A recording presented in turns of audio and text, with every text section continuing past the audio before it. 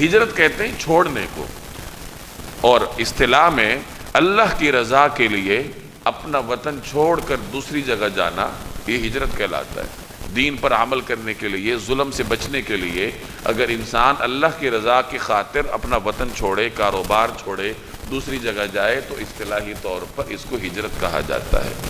یہ بعض اوقات فرض ہوتی ہے، جیسے ہجرت مدینہ صحابہ کرام پر فرض تھی۔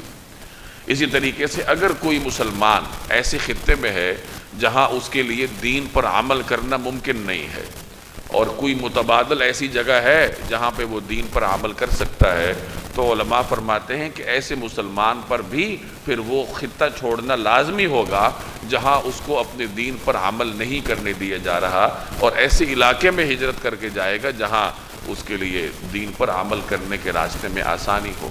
تو کبھی انسان اپنے دین کی حفاظت کے لیے ہجرت کرتا ہے، اور کبھی اپنی جان کی حفاظت کے لیے بھی ہجرت کی جاتی ہے۔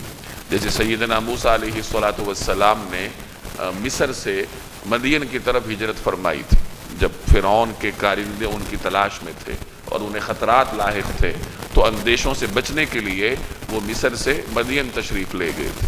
تو اس سے معلوم ہوا کہ اگر کسی جگہ انسان کو جانی خطرات لاحق ہو تو وہاں سے وہ دوسری جگہ جا سکتا ہے۔ اسی طرح تلاش رزق کے لیے بھی انسان ہجرت کر سکتا ہے۔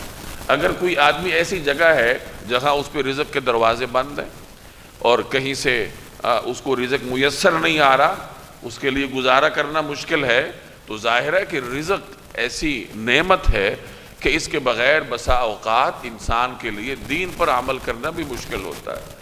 جیسے حدیث میں فرمایا گیا کاد الفقر ان یکون کفرا، کہ فقر انسان کو کفر کی جانب لے جاتا ہے۔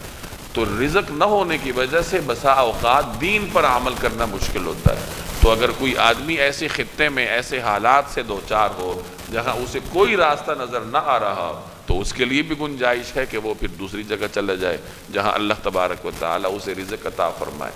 یہ مضرت سے بچنے کے لیے ہے۔ اگر کوئی آدمی محض وسعت کے لیے جانا چاہتا ہے تو پھر اس کی صورتحال اس سے الگ ہے۔